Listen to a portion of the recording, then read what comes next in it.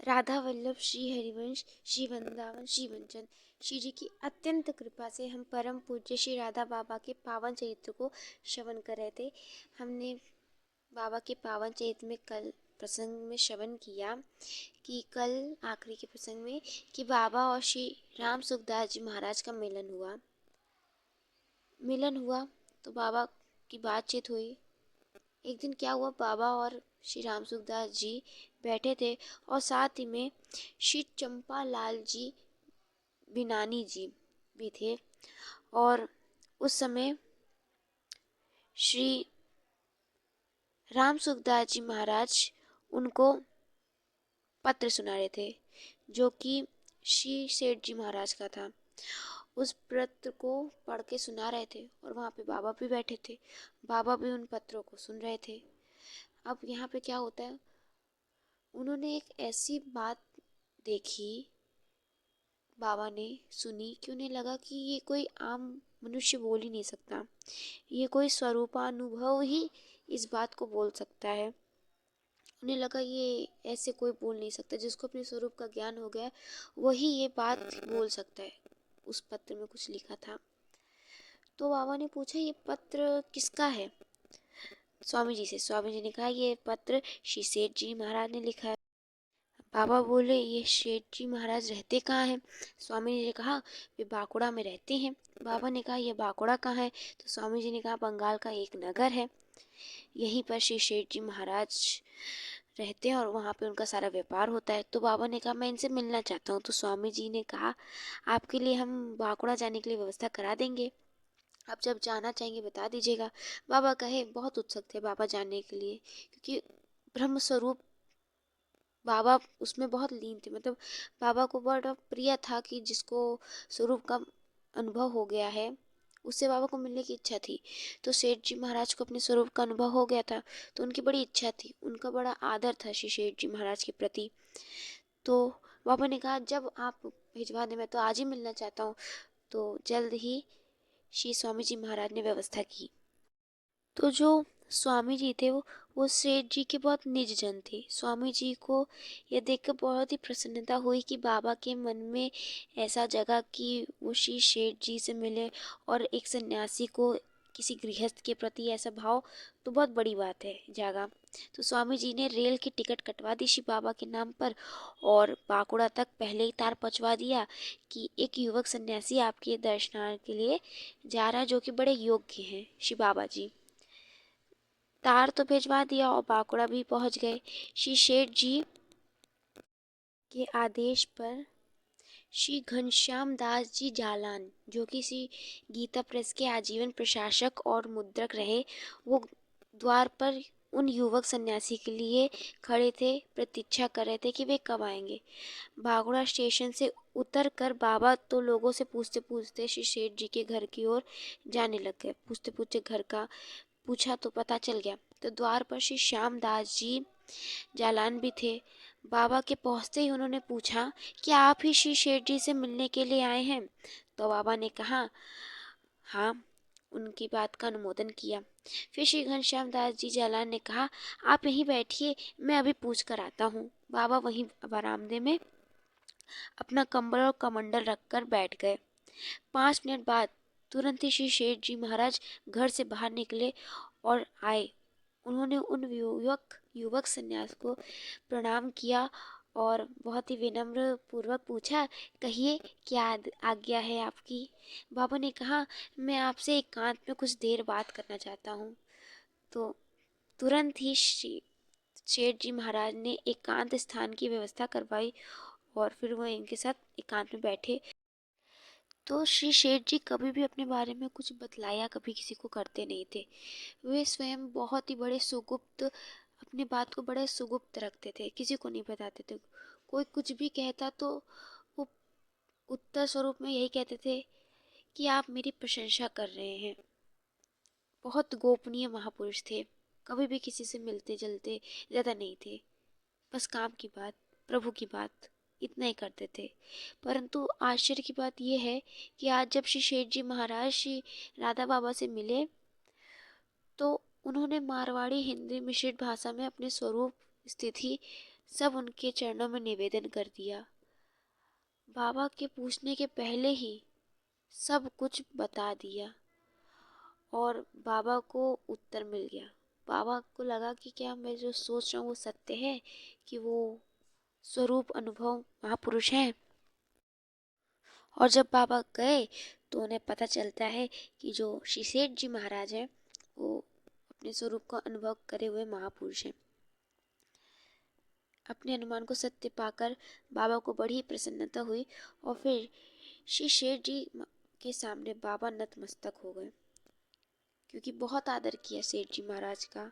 श्री सेठ जी से मिलने से पहले बाबा के मन में एक प्रश्न था, बड़ा ही प्रश्न था, एक प्रश्न था कि उनके मन ही मन में ये चिंतन चलता रहता था कि अद्वैत साधना के अनुसार पूर्णता की जो स्थिति होती है उसमें मेरी प्रतिष्ठा है। अत्यंत सत्य ज्ञान आनंद में ब्रह्म से मेरी एक रूपता है। सदा यही अनुभूति रहती है कि जगत ना था, ना है और ना होगा। यह जगत स्वप्नवत है, ये पूरा जो संसार है ये मायावत है, ये मिथ्या है, ये सब झूठ है। ऐसा ब्रह्म मार्ग में होता है, ऐसा बाबा के मन में था। परंतु जब वो दूसरी जगह जाते थे तो जब हम भिक्षा मांगते थे और भिक्षा में जब उनको मीठा दिख जाता था तो बाबा का सबसे पहला मन यही होता था कि मीठा खा लूं, क्योंकि उनको मीठा बहुत प्रिय था। और श्रीमद् भगवत गीता में आया है, विषयों का उपभोग न करने वालों के विषय तो निवृत्त हो जाते हैं, पर विषयों में जो रस है, जो आसक्ति है, वो निवृत्त नहीं होती है। बाबा ने ऐसे कहा, गीता जी में ऐसा था, इस रस की, इस आसक्ति की सर्वथा निवृत्ति तब होती है जब पर तत्व का दर्शन हो जाता है, जब पर तत्व ब्रह्म का दर्शन हो जाता है। तो बाबा कहते थे मैं गीता का बड़ा उपासक रहा हूँ। जब मैं अपने अंदर देखता हूँ तो मुझे दिखाई पड़ता है, लेकिन कुछ बार ऐसा लगता है कि मैं मीठा के लिए मेरा ऐसा चला जाता है। बाबा के मन में ये चिंतन रहता है कि कैसे मैं फिर हूँ, मुझे कैसे फिर पर तत्व से मेरा साक्षात्कार हुआ, क्योंकि मेरा तो मीठा देख के ऐसा हो जाता है। तो बाबा के मन में यही प्रश्न चल रहा था। बाबा ने ये प्रश्न जो था श्री सेठ जी महाराज के सामने रख दिया। श्री सेठ जी महाराज ने कहा, बड़े सरल ढंग से कहा कि मीठी वस्तु अधिक खा लेने का अर्थ ब्राह्मी स्थिति में कोई त्रुटि नहीं होती है। मीठी वस्तु के खाने की स्पृहा तो रक्त की अल्पता का शोधक है। सेठ जी महाराज ने बोल दिया ऐसे। तो सेठ जी महाराज ने बताया कि रक्त में कमी होने के कारण ये जो इच्छा आ रही है, जिस दिन ये समाप्त हो जाएगी उस दिन से आपकी इच्छा चली जाएगी। तो इस प्रकार सेठ जी महाराज ने सारे जो बाबा के अंदर उलझन थी वो मिटा दी और उस दिन से उनको उनके उस तत्व में प्रतिष्ठित कर दिया। बाबा को उस दिन से ठीक लगा। इसके बाद भगवान के ऊपर चर्चा होने लगे, भगवत तत्व पर चर्चा हुई, विचार विमय हुआ। बाबा शांकर मतानुयायी थे और अद्वैत साधन का अनुसार चलते थे वो। तो बाबा की जो साधना थी वो ज्ञान मार्गी थी, वो ज्ञान मानते थे हर चीज़ को ब्रह्म। उनका कहना था, उनका मानना था कि जो जगत है वो ना था, ना है और ना होगा, और ये जो जगत है ये तो स्वप्नवत पूरा मिथ्या है, झूठा है। ब्राह्मी स्थिति में प्रतिष्ठ रहने के कारण बाबा को श्री सेठ जी महाराज का जो विचार था वो थोड़ा ठीक नहीं लगता था, मतलब उनको सही नहीं लगता था। बाबा तो पूरे ही ब्रह्म के सिद्धांतों पे चलते थे, अद्वैत ब्रह्म का सिद्धांत था उनका। ब्रह्म के अतिरिक्त किसी सत्ता को मानते ही नहीं थे। जीव ब्रह्म है और संपूर्ण जगत स्वप्नवत मिथ्या है, ये उनकी मान्यता थी। जीव का जो मुक्ति का एकमात्र उत्तम उपाय है वो आत्मज्ञान है। जब उसे ज्ञान प्राप्त हो जाएगा तब वो मुक्त हो जाएगा। बाबा का मानना था ईश्वर का जो सगुण साकार स्वरूप है और उनकी जो भक्ति है वो सब ही माया राज्य की वस्तु है। बाबा का मानना था, पहले बाबा की मानना यही था। तो यहाँ पर जो श्री सेठ जी महाराज थे वो इससे थोड़े भिन्न थे। वे ब्रह्म को तो मानते थे ही, परंतु उनका सगुण साकार ईश्वर में पूर्ण भक्ति थी। श्री सेठ जी की मान्यता के अनुसार जीव सगुण साकार ईश्वर की भक्ति के द्वारा भगवत साक्षात्कार करके, भगवत प्राप्ति कर करके परम पदों को प्राप्त कर सकता है। श्री सेठ जी की मान्यता का आधार था श्रीमद् भगवत गीता के 30वें अध्याय का 30वां श्लोक, जो कि जिसका अर्थ है, हे निष्पाप अर्जुन। भगवान कह रहे हैं, हे निष्पाप अर्जुन, इस श्लोक में 2 प्रकार की निष्ठा मेरे द्वारा पहले कही गई है, ज्ञानियों की ज्ञान योग से और योगियों की निष्काम कर्म योग से। यहाँ पे श्री सेठ जी महाराज दोनों को मानते थे, और जो बाबा थे वो ज्ञानी योग थे, ज्ञानियों की तरफ से थे। सेठ जी का पूरा मानना था कि ईश्वर निर्गुण निराकार स्वरूप सत्य है, उसी प्रकार सगुण साराकार स्वरूप भी सत्य है। निर्गुण निराकार साध्य की प्राप्ति के लिए साधन पथ है और ज्ञान योग का, और जो सगुण साराकार साध्य की प्राप्ति के लिए साधन पथ है भक्ति प्रधान कर्मयोग। ऐसा मानना था श्री सेठ जी महाराज का। ये दोनों साधन पथ स्वयं में पूर्ण है और एक दूसरे के सर्वथा स्वतंत्र है। कोई किसी भी मार्ग को चुन सकता है, अपने मार्ग से भगवान की, उसी ईश्वर की प्राप्ति कर सकता है। श्री सेठ जी का भक्ति संबंधी सिद्धांत बाबा को मान्य नहीं था, बाबा को मिथ्या लगता था, माया जनित लगता था। श्री सेठ जी अपनी बातों को, अपने विचारों को समझा रहे थे श्री बाबा को, परंतु बाबा विचार पे विश्वास नहीं कर पा रहे थे और नहीं समझ पा रहे थे। उनकी कुछ अलग ही था। वो श्री सेठ जी की बातों का थोड़ा खंडन कर रहे थे, आलोचन कर रहे थे, प्रतिपादन कर रहे थे, लेकिन श्री सेठ जी उनको सीधे सीधे शब्दों में बता रहे थे, सरल रीति से बताना चाह रहे थे। पर बाबा की शास्त्रीय शैली की जो समक्ष थी, बातें जो थी, उनका सब जो शब्दावली थी, वो श्री सेठ जी को परास्त कर दे रहा था। लेकिन यहाँ पर कोई शास्त्रार्थ नहीं हो रहा था, कुछ शास्त्रार्थ जैसा था, परंतु यहाँ पे शास्त्रार्थ नहीं हो रहा था। दोनों पक्षों की ओर से स्वानुभूत सत्य का उद्घाटन और प्रतिपादन ही इस शास्त्रार्थ में आदि से अंत का रहा था। मतलब कि दोनों शास्त्रार्थ नहीं करना चाहते थे, बस यही जानना चाहते थे कि सत्य क्या है। और सेठ जी महाराज कह रहे हैं कि दोनों सत्य, परंतु उन्हें दूसरा कर्मयोग वाला सत्य कुछ समझ नहीं आ रहा था और अपनी शब्दावली से वो बातों को काट दे रहे थे। यहाँ पर किसी की जीतने और हारने की बात ही नहीं थी, बस सत्य निकाला जा रहा था। यहाँ पर किसी का अहम नहीं था कि मेरी बात जीतेगी, मेरी बात जीतेगी। बस सब सोच रहे थे कि क्या होगा, क्या आखिर है क्या सत्य। तो बहुत प्रयास किया श्री सेठ जी महाराज ने कि वो समझाएं, और परंतु श्री बाबा जी समझ ही नहीं पा रहे हैं। जब बाबा श्री सेठ जी के पास बांकुड़ा गए थे, उनके 3-4 दिन बाद ही, उसके 3-4 दिन बाद ही श्री सेठ जी सत्संग के लिए रांची जाना था। तो श्री सेठ जी के अनुरोध पर बाबा भी उनके साथ ही रांची चले गए थे।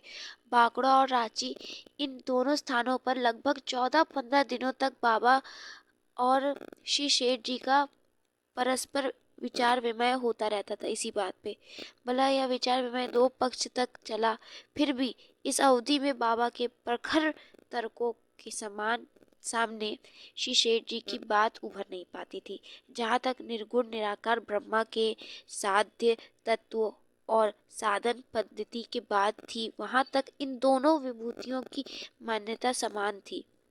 निर्गुण निराकार ब्रह्म की साध्य साधना दृष्टि से दोनों एक दूसरे को सहमत थे, परंतु सगुण साकार ईश्वर के साध्य तत्व और साधन पद्धति अर्थात ईश्वर के अस्तित्व और ईश्वर की उपासना के विषयों में बाबा श्री शेठ जी से सर्वथा असहमत थे, मान नहीं पा रहे थे। ईश्वर और ईश्वर की भक्ति संबंधित प्रत्येक बात को बाबा मिथ्याराज की वस्तु मानते थे। यह ठीक है कि ईश्वर की साकार उपासना से संबंधित बातें श्री शेठ जी बाबा के हित में स्थापित नहीं कर पाए, लेकिन सत्य तो सत्य ही है, और जो सिद्धांत उनके अपने अनुभव से पूर्ण स्वरूप स्वतः सिद्ध है, उसे वे कैसे झुठला सकते हैं। तो सेठ जी महाराज ने बहुत समझाने का प्रयास किया, परंतु श्री बाबा के मन में वो बात बैठ नहीं रही थी। तो बाबा ने श्री शेठ जी महाराज ने बाबा से कहा, आप एक बार भाई हनुमान प्रसाद पोद्दार जी से गोरखपुर में मिलाइए।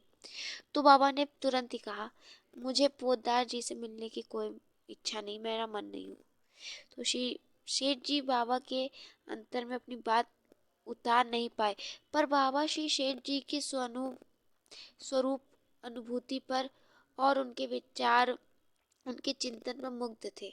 बाबा अंदर से, बाबा का जो अध्ययन था वो विशाल था, और उस अध्ययन के आधार पर बाबा को लगता था कि श्रीमद् भगवत गीता से संबंधित सेठ जी को के जो भाव है, विचार है, अनुभव है, चिंतन है, वैसा अन्यत्र देखने में नहीं पाया। और यह गहन चिंतन यदि लिपिबद्ध यानी लिखा जाए तो कितना अच्छा हो, क्योंकि अभी किसी ने इसे लिखा नहीं।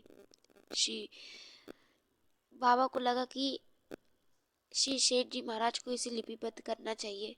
बाबा ने श्री शेठ जी से कहा, आप गीता संबंधित अपने विचारों को लिपिबद्ध कर दीजिए। तो श्री शेठ जी महाराज व्यवस्था व्यक्त करते हुए कहते हैं, कौन करे और कैसे होगा, मैं तो शुद्ध हिंदी भी ठीक प्रकार से नहीं बोल पाता हूँ। बाबा ने कहा, आप अपने विचार मुझे बतलाइए, उनको लिख करके मैं आपको दिखला दूंगा। यदि आपको लगे कि मेरे द्वारा ठीक लिखा गया है तो फिर लेखन कार्य हो। श्री शेठ जी मारवाड़ी मिश्रित हिंदी का प्रयोग अपने गीता प्रवचनों में किया करते थे। श्री शेठ जी के एक गीता प्रवचन को बाबा ने शुद्ध हिंदी भाषा में लिपिबद्ध करके दिखलाया। तो बाबा ने जो लिखा था उसको जब श्री शेठ जी महाराज ने देखा तो उन्हें बड़ा विस्मय हुआ। बस तभी ये तय हो गया कि श्रीमद् भगवत की टीका लिखी जानी चाहिए, और यह भी तय हो गया कि टीका लिखने के कार्य का आरंभ गोरखपुर में ही होगा।